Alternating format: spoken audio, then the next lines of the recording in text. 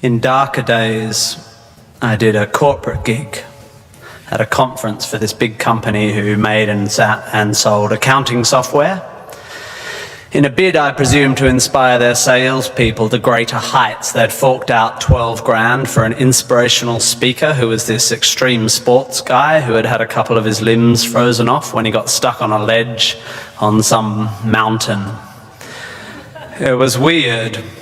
Software salespeople, I think, need to hear from someone who has had a long, successful and happy career in software sales, not from an overly optimistic ex-mountaineer. Some poor guy who had arrived in the morning hoping to learn more about sales techniques ended up going home worried about the blood flow to his extremities. It's not inspirational, it's confusing. And if the mountain was meant to be a symbol of life's challenges and the loss of limbs a metaphor for sacrifice, the software guy's not going to get it, is he? Because he didn't do an arts degree, did he? He should have. Arts degrees are awesome and they help you find meaning where there is none. And let me assure you, there is none. Don't go looking for it. Searching for meaning is like searching for a rhyme scheme in a cookbook. You won't find it and it'll bugger up your souffle. If you didn't like that metaphor, you won't like the rest of it.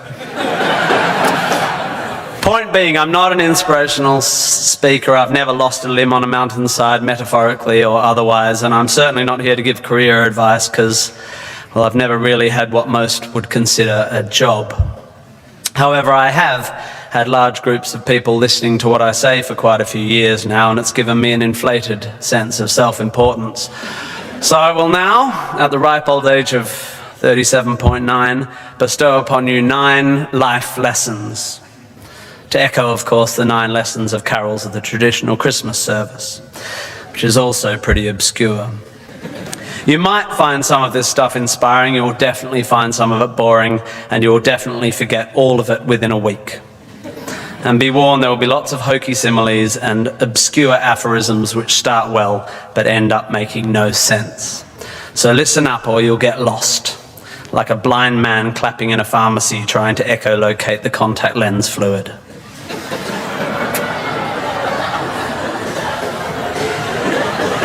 Looking for my old poetry teacher. Here we go. Ready? 1, you don't have to have a dream. Americans on talent shows always talk about their dreams. Fine, if you have something you've always wanted to do, dreamed of, like in your heart, go for it. After all, it's something to do with your time, chasing a dream. And if it's a big enough one, it'll take you most of your life to achieve, so by the time you get to it and are staring into the abyss of the meaninglessness of your achievement, you'll be almost dead, so it won't matter. I never really had one of these dreams, and so I advocate passionate dedication to the pursuit of short-term goals. Be micro-ambitious. Put your head down and work with pride on whatever is in front of you. You never know where you might end up. Just be aware the next worthy pursuit will probably appear in your periphery, which is why you should be careful of long-term dreams. If you focus too far in front of you, you won't see the shiny thing out the corner of your eye. Right? Good. Advice, metaphor. Look at me go. 2, don't seek happiness. Happiness is like an orgasm. If you think about it too much, it goes away.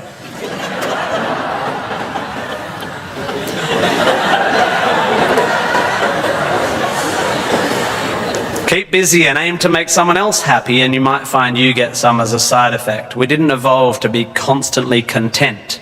Contented Homo erectus got eaten before passing on their genes. 3, remember, it's all luck. You are lucky to be here. You are incalculably lucky to be born, and incredibly lucky to be brought up by a nice family that helped you get educated and encouraged you to go to uni. Or if you were born into a horrible family, that's unlucky and you have my sympathy, but you are still lucky. Lucky that you happen to be made of the sort of DNA that went on to make the sort of brain which, when placed in a horrible childhood environment, would make decisions that meant you ended up eventually graduating uni. Well done you for dragging yourself up by your shoelaces, but you were lucky. You didn't create the bit of you that dragged you up. They're not even your shoelaces. I suppose I worked hard to achieve whatever dubious achievements I've achieved, but I didn't make the bit of me that works hard. And any more than I made the bit of me that ate too many burgers instead of attending lectures when I was here at UWA. Understanding that you can't truly take credit for your successes, nor truly blame others for their failures, will humble you and make you more compassionate. Empathy is intuitive, but is also something you can work on intellectually. 4, exercise. I'm sorry, you pasty, pale, smoking philosophy grads, arching your eyebrows into a Cartesian curve as you watch the human movement mob winding their way through the miniature traffic cones of their existence. You are wrong and they are right. Well, you're half right. You think, therefore you are, but also you jog, therefore you sleep, therefore you're not overwhelmed by existential angst. You can't be can't, and you don't want to be.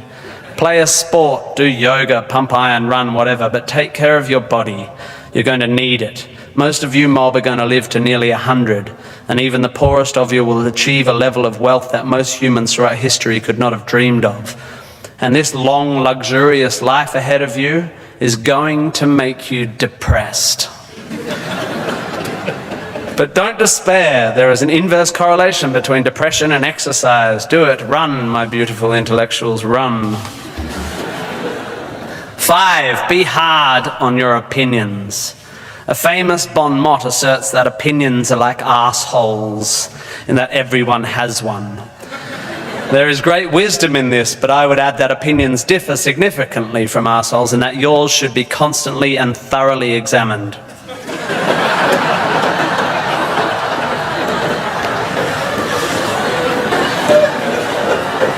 I used to do exams in here.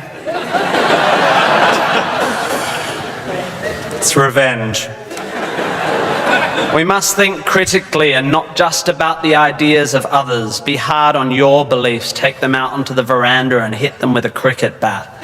Be intellectually rigorous. Identify your biases, your prejudices, your privileges. Most of society's arguments are kept alive by a failure to acknowledge nuance. We tend to generate false dichotomies and then try to argue one point using 2 entirely different sets of assumptions, like 2 tennis players trying to win a match by hitting beautifully executed shots from either end of separate tennis courts. By the way, while I have science and arts graduates in front of me, please don't make the mistake of thinking the arts and sciences are at odds with one another. That is a recent, stupid, and damaging idea. You don't have to be unscientific to make beautiful art, to write beautiful things. If you need proof, Twain, Douglas Adams, Vonnegut, McEwen, Sagan, Shakespeare, Dickens for a start. You don't need to be superstitious to be a poet. You don't need to hate GM technology to care about the beauty of the planet. You don't have to claim a soul to promote compassion.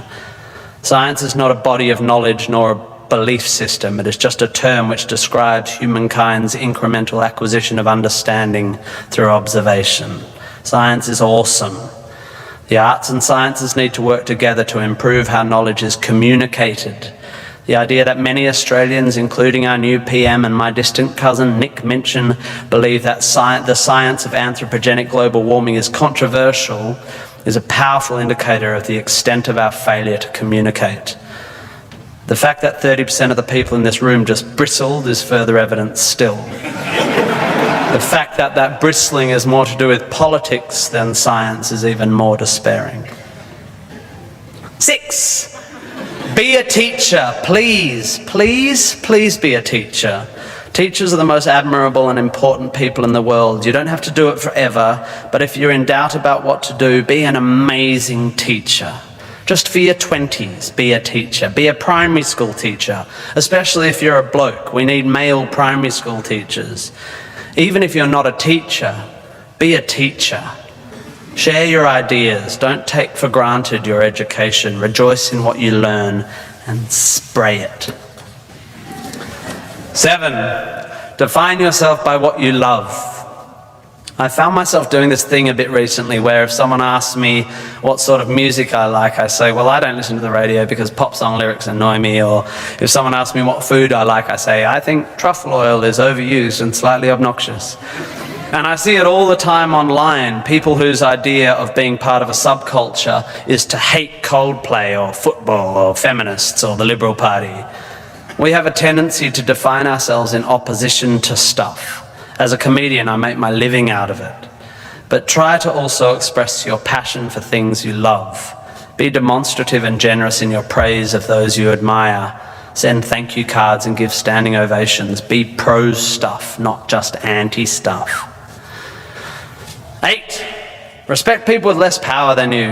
I have in the past made important decisions about people I work with, agents and producers, big decisions, based largely on how they treat the wait staff in the restaurants we're having the meeting in.